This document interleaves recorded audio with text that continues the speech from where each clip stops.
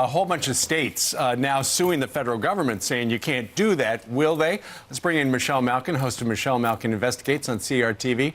Michelle, good morning to you. Good morning. Good morning, everyone. So the big question is, will there be a citizenship question on the 2020 census? Will you check the box, are you a U.S. citizen? Apparently they started leaving it off in 1950 because they probably wanted more room for other questions because there were so few people in this country who were non-citizens. Well, as I've said, only in America does a country get sued for asking who's in it.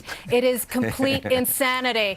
And, you know, when you have illegal alien activists like Tom Perez, whose entire history has been one of shilling for amnesty in Maryland and now for the DNC, only in America do you have sworn politicians who have taken an oath of office to uphold the laws and constitution of this country out there lambasting the Trump administration for asking a very simple question. What this is about power. I did plenty of reporting on this under the Obama administration. This is a power grab. And under the Obama administration, they tried to turn the Census Bureau into a massive community organizing experiment. Because what is at stake? Electoral power. The census is used to apportion congressional seats. More people, more seats. And if you can count illegal aliens as part of that, it's no illegal alien left behind. That's what we're really talking about and here. More Medicaid money, too, on top of that, because we have to find out who's here. And plus, Michelle, there's a lot of great people here that have green cards. There's a lot of people here on student visas. Why don't we know them, categorize them? It's a difference. It matters. Yes, that's exactly right. The other thing I want to point out, of course, is that all of these special interest groups on the left who have used the Census Bureau as a jobs program, and it's exploded through the Clinton administration, the Bush administration, through Obama, are now locked out of that power. You will remember that it was groups like ACORN and the SEIU that were the foot soldiers administering these census questionnaires out there, and now they will not have that. That is why people like Tom Perez have turned into hysterical ninnies about it. Unfortunately, the omnibus the budget bill increased the Census Bureau's budget to $3 billion. I think the good news is, though, hopefully it will not be used as a plundering slush fund for those left-wing groups that oppose this administration at every step. I want to ask you, too, about the Planned Parenthood affiliate that is in Pennsylvania that put out a tweet saying, we need a Disney princess that has an abortion. We need a Disney princess that is pro-choice. We need a Disney princess who's an undocumented immigrant. We need a Disney princess who is actually a union worker. We need a Disney princess who's trans. They deleted that tweet. What's your reaction? Well, I had to do a double check and make sure that this was actually not fake news, that this wasn't some sort of Onion parody.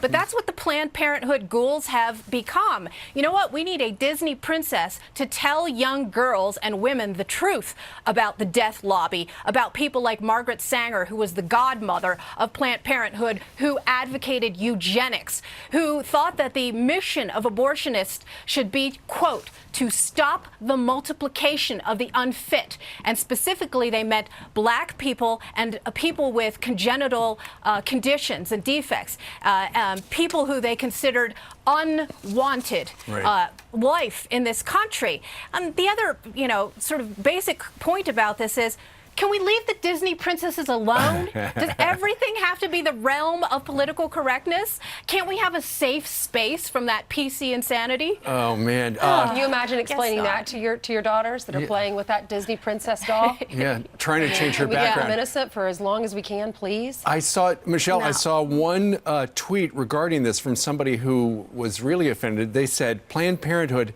has murdered 3 million Disney princesses in the last 10 years.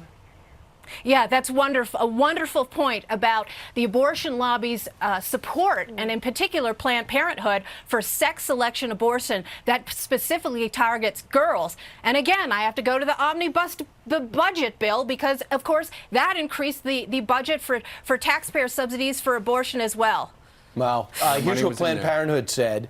Melissa Reed wrote, today we joined an ongoing Twitter conversation about the kinds of princess people want to see in an attempt to make a point about the importance of telling stories that change stigma and championing stories that too often don't get told. Upon reflection, we decided the seriousness of the point we were trying to make was not appropriate for the subject matter or content, and we removed the tweet. Yes, they should do more than delete a tweet. As the meme goes in social media, delete your account. All right. Michelle, thank you very much for Michelle. joining us from Colorado. Always a pleasure. Yeah, You please bet. write us in. Let us know what you think about that Planned Parenthood story.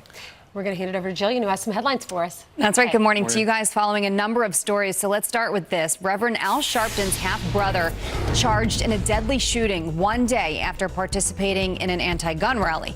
Authorities arresting Kenneth Glasgow and Jamie Towns in the death of an Alabama woman. Police say they thought the woman stole Towns' car, so they chased her down. Towns allegedly firing several shots, killing her. Officers believe Glasgow, Sharpton's brother, was the one driving when it happened. Facebook CEO Mark Zuckerberg agreeing to testify before Congress. It comes amid growing pressure over the misuse of data of up to 50 million users by the firm Cambridge Analytica. This, as we learn, the social media giant is also guessing users' political leanings, and the app may even be listening to you. A whistleblower telling UK lawmakers the Facebook app listens to its users in order to target advertisements. Facebook, though, denies that. All right, to sleep or not sleep with the top sheet? That is the important question. A great debate raging online about the importance of the top sheet. A store owner in New York City says she's seen sales declining for the past 5 years. But a USA Today Twitter poll shows 70% are in favor of keeping it on.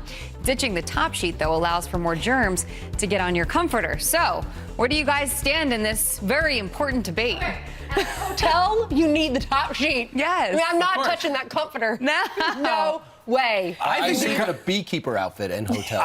I think that right? the comforter is too hot sometimes. Right? So sometimes Yep, you you only kick it use off. the top sheet. Agree with you. I never sleep without the top sheet. I always end up kicking off the comforter because I'm too hot, and it's just the top sheet, and it's the In fact, we perfect got some footage temperature. of that. Here's Jillian kicking off the comforter. No, we don't. Oh, we don't. Okay.